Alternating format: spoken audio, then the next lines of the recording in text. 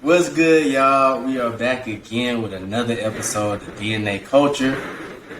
Today, this is going to be a milestone episode of the DNA Culture podcast. Man, we have our first interview with one of our friends, good friends. We've known him, played with him back in high school. Man, he is now currently a coach.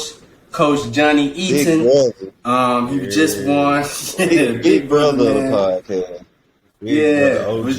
Was just part of the 7A Alabama State champs, man. Coaching for Central Phoenix City High School. First one out of all of us to win a championship, man. So that's big up, man. But played with LBW Community College, and also played at Point. And one of our dearest friends, man, we just wanted to bring him on and interview him, man. So what's good, man? How you feeling, man? I appreciate you guys for bringing me on. You know, it's always good to talk baseball with my boys. So I'm just excited to be on here with you guys, man. Yeah. Hey, man, likewise. Yeah, man. Appreciate you for blessing us today, man. So, yeah, man. Like, one thing we want to do once, when we get people to come on, every time we're going to ask them, because we all did our own version. We got to ask you, what's your Mount Rushmore of baseball? So you need 4 players. The rules are you at least need 1 pitcher and at least 1 current player that's active in the MLB. So just, give us your 4 and then tell us, why you went with each one. So for pitchers, I'm gonna start it off with Pedro Martinez because, I like his intensity he played with. I'm not a Red Sox fan by far. Anybody know I roll with the Yankees, but he just had this fire about him when he stepped on the mound. Like he was gonna compete. It was always it was some theatrics with him, but it was always a good show. You knew that you was gonna get like a competitor every time, and I appreciated that as somebody that liked to compete as a kid. As far as somebody currently, my vote would be with Shohei Ohtani, just because of the versatility. He gonna be a guy that's gonna give you 30 bombs. He may give you 30 bags sometimes, depending on his health. And he lights out on the mound. And in a game where a lot of kids have to prioritize like pitching earlier, it's cool to see a guy that can do both and do it at a high level. So that would be him. Ken Griffey Jr., my all-time favorite player. If he's out of your Mount Rushmore, I don't know what you're thinking. Yes. So, I don't trust you if Griffey ain't in it. Yeah. That's right. This one tough, man, but I'm going to go Barry Bonds. And a lot of people say, they throw in the steroids, but to me, he was a Hall of Famer before he even, started juicing. And at some point, everybody in their career, they did juicing, they did greenies, they did stuff that was illegal. So I'm going to have to go with Barry Bonds for my number 4. Respect. I think all those are solid choices. Pretty much same stuff we all said. I know we use. I don't think nobody has mentioned Pedro though yet. Has anybody? Did one of y'all say Pedro? I did. Pedro. And I liked it. I like the unbiased. I did Mariano Rivera. Yeah, that's respect. Oh yeah, you did Rivera. I did Randy Johnson. You did Randy Johnson. I did who did I do? I did Nolan Ryan. Cause I was like he's the first fireballer I feel like. You know what I mean? But yeah, I think we all had Ken Griffey. And then we had Hank though. Hank. So he's number I think 5. I had He's number 5. Yep. Just out for respect. That's right. Yeah, for sure, man. Yeah, so man, like I was saying, we was just talking about the championship. Congratulations about that, man. Just tell me, how does that feel to be a coach of a championship team? It's man? awesome because anybody that knows the coach, they know the time you spend away from family, loved ones. Well, my girlfriend is in town. I don't get to see her much. My family, like, I don't get to see them much. But it's just the grind. It starts like August, and anybody that know our program know we spend a lot of days where we kind of grinding, and to finally like get it at the end, it's just like it's a breath of fresh air. But at the end of it, like you get a couple days, and you like, you know, we did it. But I guess now it's thinking a year ahead to how do we get back there. It's kind of like it's winning a championship, kind of like a drug. You know, I won it. I did the process. How can I do it again now? You get hungry for another one. So yeah. So like, when would you say like was of course, I mean, you're coaching, so of course you always think that your team, you know, can be good, but like, what was that point, or when did you know that y'all actually had what it took to like really compete and win a championship? Because around March, we kind of hit a wall where I was like, I don't know. You know, we play in a tough area with Auburn High, who's consistently top 15 in the nation. And Smith Station, a lot of people don't know about them, but we got a 3-team area, like where the top 2 teams go. So every year that Smith Station has not made the playoffs, they like top 6 or 7 in the state. They just get beat out by us in Auburn. So what happened? Wow. We got to pick where we play Auburn first in the area. And, you know, first game they came, we knew we could compete with them. They beat us at home. Well, that next day, like, we came and, like, we kind of popped off and we swept them at their place. And, like, that's unheard of. And at that point, I was like, you know what, like, if we play ball like this, we're going to be pretty scary down the road. And at that point, it was, like, early April. And, you know, I always think that the best teams peak for high school and college sports. I mean, college baseball, they peak around May. So my thing was, if we can kind of keep this up and keep building on it, like by the time we get to the middle of May, we're going to be a pretty dangerous team. And it kind of worked out that way. Yeah. Worked out, man. That's what's up, man. Like, yeah, like I said, once again, man, congrats on that. Like I said, like your experience, you know, within our group is interesting, because I feel like you're one of the first ones to really just get into the coaching lane and really, you know, succeeding in that, man. So I just got another follow-up question where when it comes from, you know, playing baseball and adjusting and flipping that switch into coaching, like, what was like the biggest adjustment for you, or like how was that, or what's the differences between, you know, the two? As a player, for me, like, it kind of was a good transition. The biggest difference is that when you become a coach, you think that you have to teach. You have to learn this. Like, it's, especially with me, it's exit velo, it's launch angle, it's this and that. And I think the most important thing that I've learned as a coach is the guys don't really care about how much you know and, you know, what you know about this and that. They want to know that you care about them and, you know, that you really are considering their development. I mean, you can know all you want to, but if you can't get a guy to run through a wall for you, like, it kind of defeats the purpose. So I think being relatable and at the same time kind of walking that thin line where I am your coach, you know, I am helping with your development. I want what's best for you. But at the same time, I can't be your friend, but I'm somebody you can confide in and just somebody that you can trust enough to, you know, help you get better as a person and a baseball player. So it would probably be like relatability or something. Yeah. As a player, you don't care. Okay. I mean, you're going to be who you're going to be.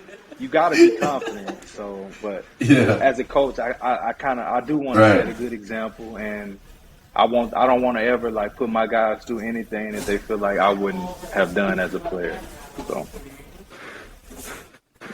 okay, I feel that. So, just kind of going off of that and transitioning into your playing career, man, I got a question about, like, what was the year you feel like, or like the season, or just like the stretch of your career where you just felt like this was probably like your best feeling, you know, on the field?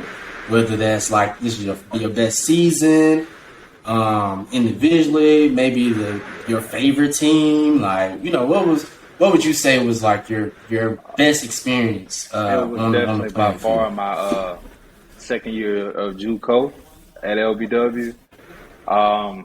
We were a team that were kind of like, I guess, we didn't have many commits. We weren't very good, but I think at one point we went on like a 24-game winning streak, and we lost to Faulkner State, who they were the best team in the state by far that year. The funny story, they got kicked out of the state tournament because of an ineligible player rule. I don't know the validity of that, but that team didn't run the team that won the national championship. So CAC, Central Alabama, they won the national championship that year. And I mean, Faulkner, they walked the dogs with them earlier that year, and had they not been disqualified, they would have been the best team in the league, and they probably would have won it all. But that sophomore year of my JUCO, you really learn the importance of being close with your teammates, and just kind of going through the ringer with them. And I had a really good year, so that was fun for me. And it was the first time I really felt confident and like could trust that I could make adjustments and, you know, that I could do this for a little bit. So. Right. Man, how does it? Because I don't know how I feel, you know, collegiately, but like, how does it feel to really run into one on the college field, man, and get to watch it, you know, watch it go over? Awesome, how does that feel? Like you get, you know, a lot of people, and I do want to talk about like the Tennessee with the how they flip the guy off and stuff. And I'm my bad, I ain't supposed to do that, but good over you here. get caught up in the moment, dog. You run into one and you hit it hard, like it's like your adrenaline.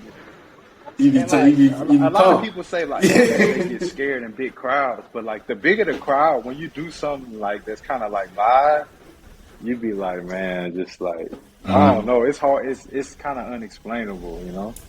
But it's a good feeling. It's a really good feeling. Yeah. I can attest to playing on a good team in college, and you just rolling off win after win after win after win after win. Because I did redshirt freshman year, but I did play during the fall, and it was just like, bro, we are untouchable. That's what I'm saying. Like, if we show up, like, it's over. If we show up with our mind right, we can't lose. That's right. It's a good feeling in college. It definitely All right. That's fine. Well, to piggyback off that, JD, since we on your college career, what would you say would be the biggest transition that you felt you had to make coming from high school to college for our younger viewers out there? What's the toughest transition going from high school ball to college ball? So the top two things that I would say is weight room. Like, weight room. I graduated high school early. I didn't turn 18 to the next October. And so, especially now with the transfer portal, whether you go JUCO or not, like you're going to be out there with 21, 22, 23-year-old grown man as a freshman. And like, I thought I was strong for when I was a senior in high school, but like, I wasn't, man. Like your first workout as a college player, you see like certain guys throw around weight, and you like, yeah, he liked that. Like he really liked that before you even see anything baseball related.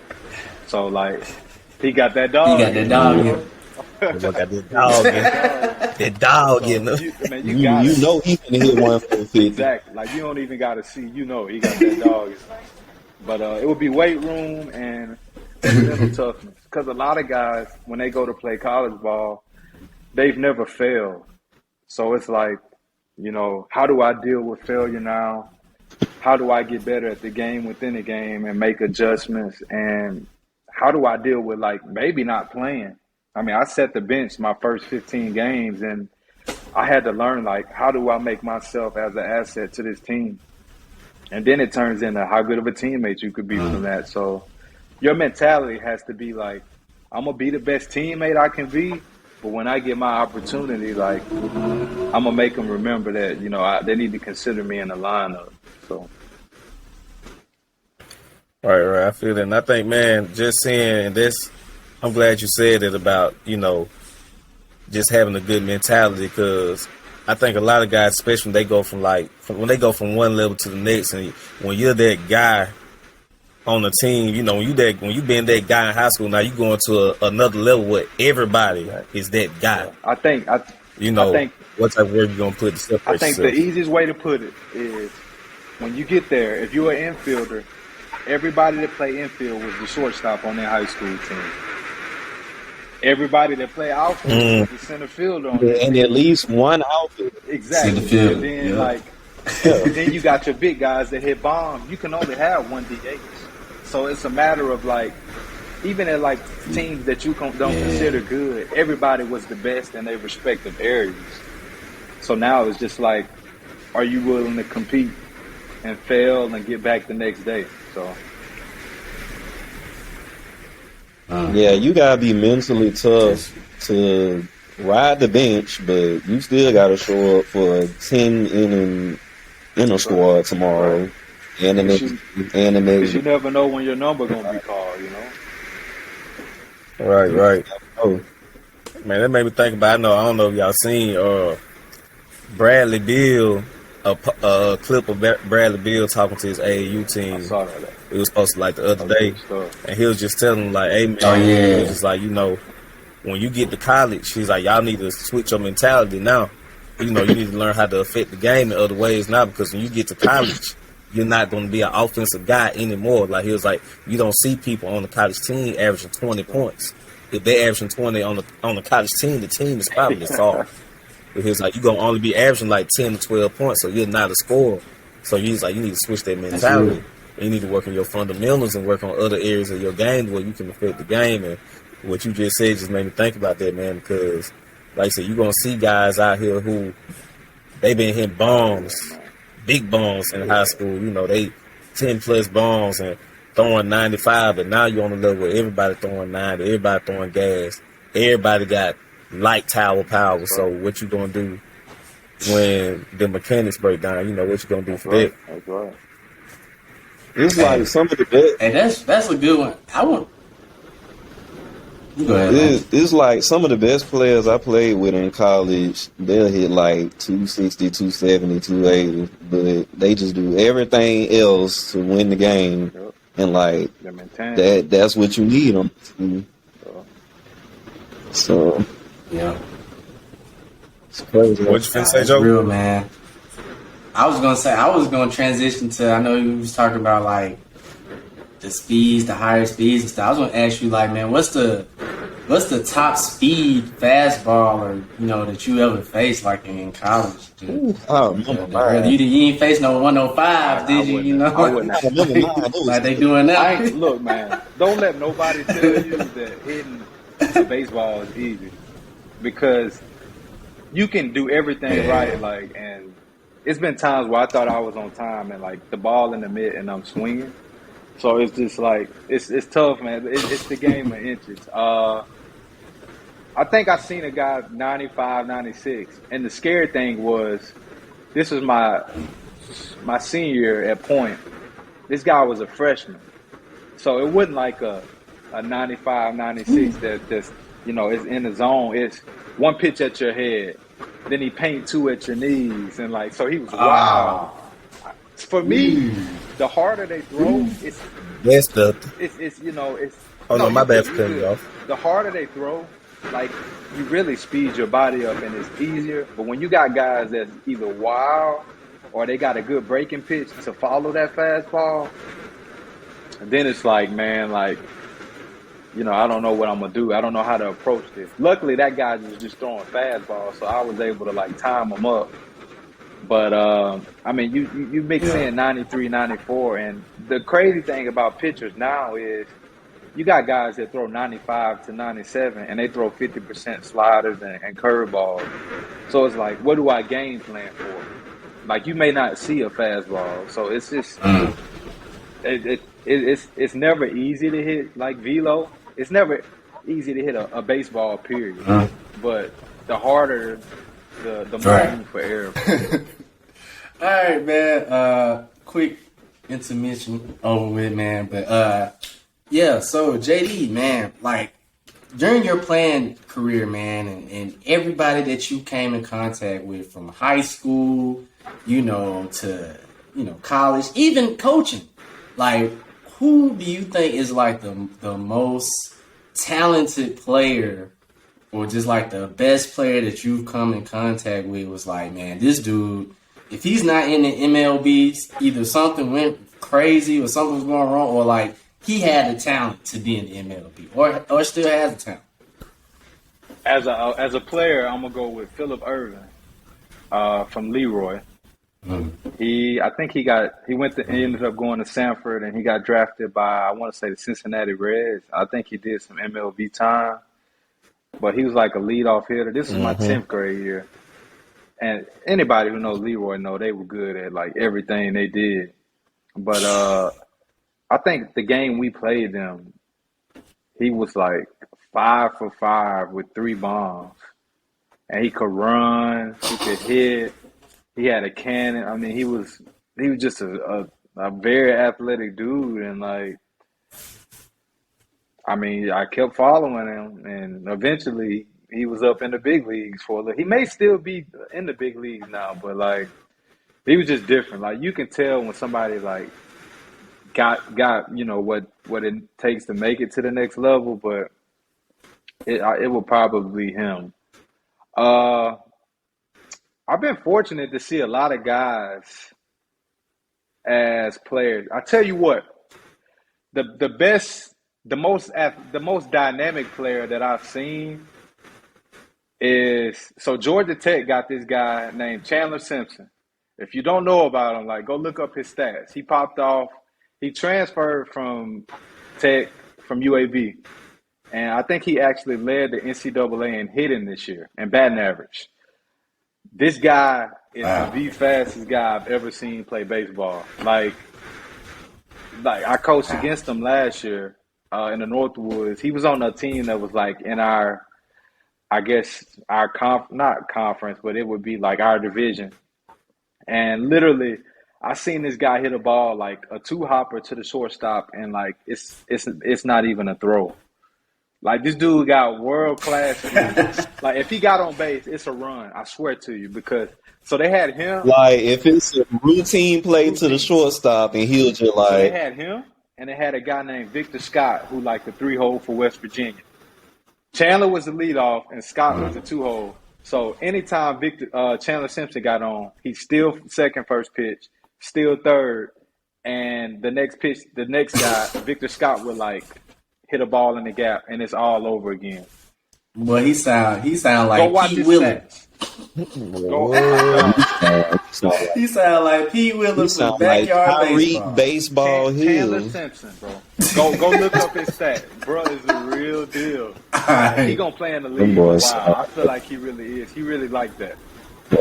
So That boy sound like Usain Baseball Bolt. Once he get on, That boy sound like my MLB, player career. It's just Well, you still in the minds. it's 99 overall speed. bro was like a video game. Go look up his stats, Chandler Simpson, and let me know. Like, buddy is electric. Hey, I'm gonna look it up. bro. But yeah, that'll be it. Bet. What about high school?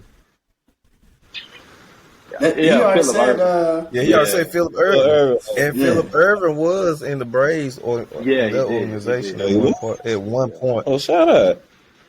He was. You know what I'm saying? We got this back. Yeah. Chandler Ervin, 6 feet. know, Off a right. little bit. Okay, well, all right, so okay, cool. All right, what's All right. the most embarrassing moment of your baseball man. career? Most All right, embarrassing I'ma get moment. y'all. And the worst loss. Okay, I'm gonna get. And the worst loss. All right, I'm gonna give you the quickest version. Okay, so sophomore year against Bishop State, a game-winning run is on third. All right, he's on second. I get a single, and he moves to third. It's a shallow single, so I'm on first. Game winner runs on third is 1 out, right? So our guy comes up, and you teach your outfielders in that situation. You got to come in to make the play at the plate if you can throw it in. So our guys up the bat, I'll never forget, and anybody that tells you they're gonna give me hell about it. The guy hits one like literally to the warning track. For some reason, Bishop State, like outfielder, he running back and he dives like right at the fence and like catches it. And so our guy tags up, and me, I'm celebrating. I'm like rounding third, rounding second. I'm like, I don't need the tag. They're not gonna go for it. But he catches it and dives. And like I got tagged up, and then I'm like, oh snap! Like I didn't tag up. Yes. So instead of going back, I'm halfway to third. Instead of going back to second and back to first, I cut behind the pitcher's mound. No! Behind the pitcher's mound, bro. And like this college ball, bro. And like, of course, I'm out of the baseline. To this day, it's the same coach there. He shows every one of his players that is not how you do in that situation. Like I talked to him like a couple months ago, and he was like, I still show my guys that like that is the worst base running mistake I've ever seen in my life. Luckily, we won the next inning because if we wouldn't have won, I probably wouldn't have played the rest of the year. Like I don't know. I was too hard on that one. Yeah. This man took them days and baseball days On JV days, when you don't care about the rules no more. Embarrassed, man. I was so embarrassed. Man. Well, at least y'all won, though, man. Well, that's I age. know, That's hey, man. I know that bus ride after it was the at game home. went crazy. It was at home, so that was. Oh, okay. The good Lord was looking out, so. I went out of my truck and drove straight to my apartment. I ain't want to talk to nobody, So. Yeah, I would blame you, bro. Really, pulled it off. I would, though. Dang. Yeah. Dang. All right, worst loss you ever took? I done took a few on the chin, man. I don't know. I think I done got beat by like 18 one game in college. Just like, and it wasn't like the worst is when the team not better than you, but it's just like you come out single, error, home run. It's just like before you know it, it's 9-0 in the first inning. And then the second inning, after that, you take out the pitcher, of course, and you put in your guys that kind of do mop-up duty. And it's bomb, walk, single, bomb. You know what I mean? It's 18-0. So I didn't been in like 3 or 4 games like that to where it's just like, can we hurry up and get this over with? I was gonna say they don't put position players on the mound in those games. They ever put you on the mound they for a knew game? better not to put me on the mound, but they would have scored 10 more. But they'll do that. They'll do a guy that can pitch a little bit, and it's just like at that point, both coaches probably empty the benches and they get guys in that need some experience or something like that. So it's kind of that situation. Okay. Yeah, you got, I think, the 7-hole in college hitting bombs, the 8-hole in college hitting bombs. Yeah, that's when it's High school, all you got to do is by is 3 and 4. fact. Yes. All right. What about what was have you ever been to baseball, bro? I'm gonna guess yes. But what was the worst baseball brawl that you've been involved in, or where it almost popped off and somebody had to separate or whatever? He almost started one in high school. Oh, I remember that. Yeah. I remember that one. That was wild, and probably some of my fault. But as a coach, I didn't, especially with college guys, you get egos, tempers flare, MF this, MF that, bat flips, guys hit I done been in quite a few like bench clearing, but nothing where nobody like swung or nothing. You'll find out like a lot of guys like they know it's probably not gonna be a fight, so they're gonna pop off. But the scariest guys are the ones that's Mm, just like quiet, who don't ever say anything, but like the moment it's mm. about to be a fight, like it's like Be I'm ready. like, okay, that guy really about that. I gotta watch out for Right, him. right. Yeah, Yeah, I gotta that watch guy out for really him. about that. So yeah, it's been pretty clean Yeah, cut for me. So yeah, that's what's up, man.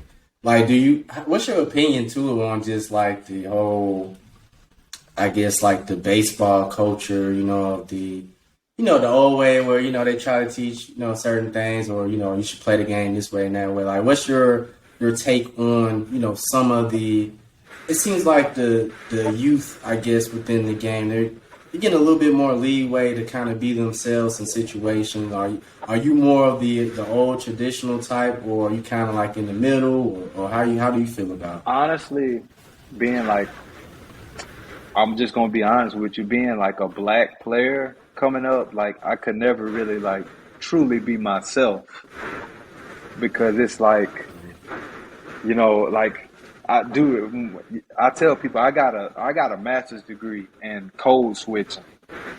Like I've been code switching my whole life. Mm-hmm. Like it's just like Yeah. if I act how I act with you guys, it's like, well, this guy thinks he's like a thug, he's arrogant. But like when I code switch and I talk Mm-hmm. regular, like, well, this guy's Carlton. This guy, he's not black for real. I've never really got Yeah, to be yeah, yeah. myself as a player. I always had to be like, I couldn't overreact. My dad taught me that from a young age. You can't overreact. You can't put off the Mm-hmm. perception that you're selfish. But I do like the Yeah. direction that the game is going towards, like with the excitement, guys having fun, and allowing guys to be who they are. I mean, sometimes it's a little outlandish.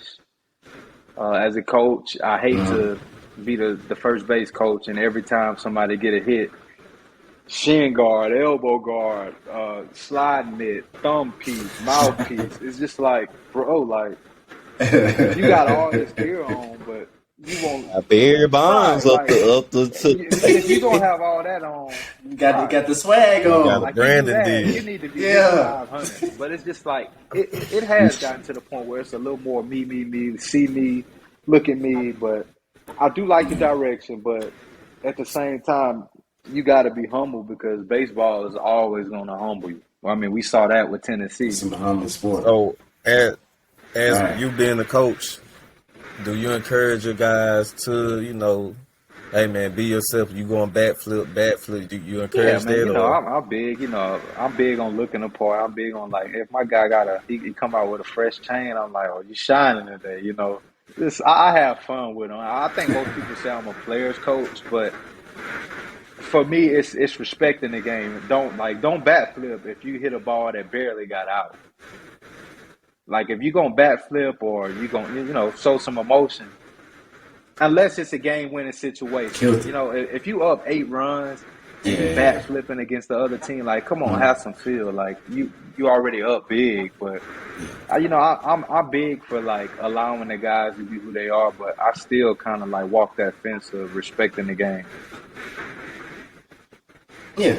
And I think that's kind of like, I think that's the same in every sport, though, because like even in other sports, like maybe like NBA or NFL, where maybe celebrating is a little bit more, accepted, or has been accepted, over the years. Like even basketball, like I mean, if you getting killed, and at the last second somebody try to make a layup, they gonna have problems. That's like an Right, unwritten right. rule. You know what I mean? So it's like it's always gonna be some type of unwritten rules or whatever. But yeah, but like you said though, like if the situation is it calls for, you playing for, with a lot of motion, or it's a big situation in the game.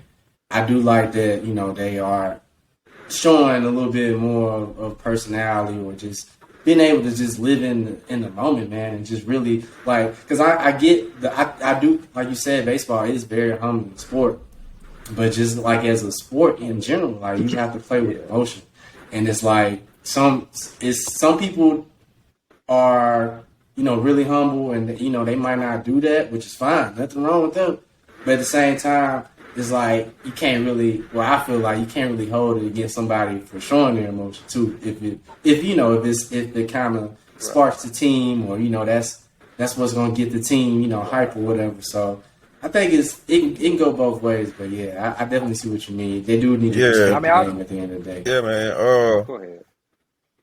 Oh no, go ahead. Go ahead, definitely JD. like been in moments where I get a big kid and I'm like talking that talk. I mean, we from Mobile, like that's just how we grew up, Yeah. But I've been in moments where like I probably would have, as a coach, told myself like, "Yo, tone it down." But like I said, like if you've been a player, you understand like, the emotions of it. Right. Yeah, man. I think like, especially now, I appreciate how you let your players be themselves, and because a lot of times, man, we forget that at the end of the day, this is still a game. Like they're still supposed to have fun, and I think a lot of times, like when you see these kids, you want them to respect the game, still have fun, because I don't want you to get burnt out, man. You might have a future in this sport, and I want you to actually love the game, and that's why if y'all don't know if y'all been seeing like on Twitter or other social media, like at these T-ball games, man, they let these little kids just have fun out there. They let the kids dance when they come up to the plate, and it ain't the right thing to do, but they still you associate fun with the game, man. They fall in love with it. So at the end of the day, like I said, you gotta still realize it's a game, and we still gotta let these guys have some fun out there. So if they want to beat their chest after a home run, especially if you hit 450 or 385 in high school, like, man, beat your chest, like show some emotions. There's nothing wrong with I it. agree. Yeah, because I only hit one in high school, and I thought it was Game 7 of the World Series. But it felt good Yeah. to you. You know what I mean? Somebody that don't Yeah, play it felt baseball, good. they can't explain that to you. And that was a decade ago. Best I'll feeling never ever. forget it. You won't. You don't forget. Best feeling ever, man. Home runs. Bad. Yeah, that's Talking fun. about the home run where the wind caught the ball. Oh, wow. Ooh, talking about me? Or you talking about Lance? Oh, you talking about Lance? Lance. Hey, Lance, ask him when he hit his home run. I'm the only player in Davidson history to score a touchdown and hit a home run in the same calendar year. Nobody else. Okay, No. LeBron James I facts. don't know. No. Is that I true? am the Bo You Jackson. forgot about Martin Broad now. Oh, Martin, boy, you Man, tripped. what? Yeah, well, I forgot about You it. forgot. Hey. All right, Martin's second good. place. He ran a lot. It was a lot of them. Boy, you He ran a lot of yards, a lot of touchdowns, a lot of home runs. Oh yeah, I forgot about True. it. Yeah. All right, I'll come in fourth place or something. Hey, I can't say I did it. I'll be top 5. You Top Hey. 5. That's what matters. You be bad. But yeah, Hey, man, man. like y'all got any, did anybody else have any questions to JD, man, before we let him out, man? Who win in the World Series? I'm always say the Yankees. Y'all finna say You gotta say the Yankees, man. we not dealing with the Yankees today. I don't want to hear anything about no know Yankees they gonna today. choke. Oh, you know why he's saying that, right? You know why Dunny's saying that? Because he a Cubs fan. Y'all like beat them. What It was the was score pretty today? bad. It was like It was Let me look it 8-0. up. 8 plus I what? think. Hold on, let Man, me see. look, all I know I'm gonna get you on the real ESPN score. today, they It showed was somebody made a 18 tweet. to 4. So they Y'all lost basically beat 18 y'all to 4. 65 to like 7 in football. Man, look, all I know You is like that. somebody tweeted about the Yankees not hitting home runs, apparently. Okay. And like Oh, the less Cubs than did. 2 minutes after that, them boys start hitting They woke nays. them up. Boy, them boys is geese. Y'all got too many. Y'all shouldn't. It should be illegal to have Aaron Judge and Stan on the same I team. agree. Like That's too much power, boy. In Like, Yankee Stadium too, bro. Yeah. You already at a home run That's stadium. why they had installed the nets up there on the side. Yeah. That probably came. you got that right. And then But knocked you him know from how the the side. Yankees do. Bro, he hit a home run. He hit a home run yesterday. What, 120 miles per hour? 120. He don't miss. 120. Bro, and you know what I hate about Stan? Like, Stan don't hit. When Stan hit a home run, it's not like boom. Yeah. It's like a missile. Like Straight that out. boy It's a get out straight of line, bro. It hit the sign and bounced back on the field, bro. Yeah, and it went and 430. You feel me? He And went these 430. these fans be trying to catch that with their bare hand. Nah, it's over. if I don't bring a glove to the game, you can forget about that. Me, I ain't even catching. I got work on Monday. We're gonna go through the Right. coaches. Right. I got work Monday. I can't be catching balls with my hand. No, that ain't a good idea. Gonna break your head, man. All right, man. But yeah, bro. Thank you for coming on the show, man. You were always invited on the DNA Culture. Oh, We're gonna have to get you back on here another day, man. But thank you for just coming on here and giving a little insight on some of your playing career and coaching, and giving the young kids today a little bit of tips of what to expect when they're transitioning from high school to college. Yeah, man. This is the platform we're trying to create. We're trying to create this for y'all, people that's like us that's still in the game, so thank you, man, for continuing to stay in the game and keep it up, bro. We're gonna keep rooting for you I always, appreciate man. that, man. Yeah, it's much love, man. Always appreciate you, man. Appreciate you, my dog. Thank y'all for having me on here. I look forward to seeing this grow and to being something that all the little kids tune in to, and just people our age who just baseball junkies like us, man. So I appreciate it once again, and it's up from here. All right, man. Thank y'all for listening to another episode of DNA Culture podcast. Like I said, we like doing these interviews. We're gonna do some more. Just anybody that we know that's still in baseball and sports. JD, if you got any suggestions, send them our way, man. We'll put them on for sure. But yeah, man. Like and subscribe to this podcast. We also have these videos on YouTube, so make sure you watch those as well on the DNA Culture website, thednaculture.com. And thanks for tuning in, and we will see y'all next time. get your DNA merch.